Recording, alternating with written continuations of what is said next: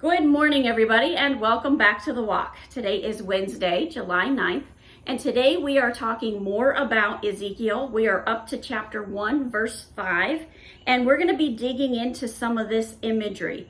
And there's a lot here. There's a lot to break down. I was able to find a lot of good information in the commentaries, and there's also a lot that the Holy Spirit revealed to me as I went through this. So verse 5 says, "And in the midst of it came the likeness of 4 living creatures, and this was their appearance. They had a human likeness." Okay, so these are identified in Ezekiel 10:10. We find out that these are actually cherubim. And cherubim they had several roles. Well, one of the roles was guarding the Garden of Eden. They also surround God's throne. They are also on the cover of the Ark of the Covenant. There's 2 cherubim and their wings touch each other. So cherubim have a very significant role. They are constantly in God's presence and protecting God's creation. Then we get to verse 6 and it says, "But each had 4 faces, and each of them had 4 wings. Their legs were straight, and their soles of their feet were like the soles of a calf's foot. They sparkled like burnished bronze. Under their wings, on their 4 sides, they had human hands, and the 4 had their faces and their wings thus. Their wings touched each other. Each one of them went straight forward without turning as they went." They went straight. They went straight into the arms of Jesus. They went straight to God's presence. They went straight to God's glories. They did not turn to the side. That's a good message for us right there.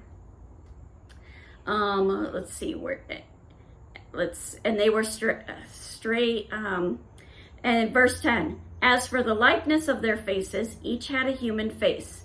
The 4 had the face of a lion on the right side. The 4 had a face of an ox on the left side, and the 4 had the face of an eagle." So there's 4 faces here. We got man, lion, ox, and eagle. What do they mean? Well, together, they all represent God's creation.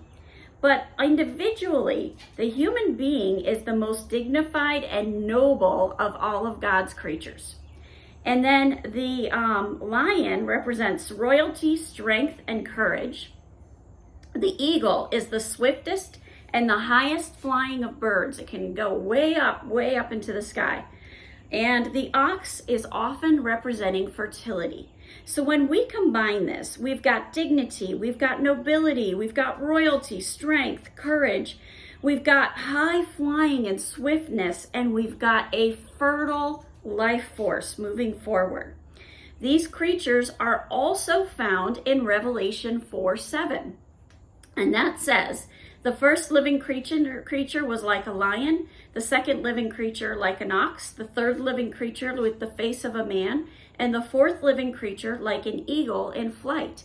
So this thing that Ezekiel is seeing is not unique to Ezekiel, because John also saw it in Revelation. Then as we get to verse 11, "Such were their faces, and their wings were spread out above. Each creature had 2 wings, and each of which touched the wing of another, and while 2 covered their bodies." Okay, there's a few things to pull out in here. First of all, their wings are touching each other. They're in unity. They're working in conjunction. They're working in harmony. In addition to that, their other 2 wings covered their body. We are under the wings of God. And each went straight forward. Again, that's pointed out that we go straight into God's glory. We go straight into God's presence, and we remain there. Wherever the Spirit would go, they went without turning as they went. They followed the Holy Spirit relentlessly. "As for the likeness of the living creatures, their appearance was like burning coals of fire, like the appearance of torches moving to and fro among the living creature.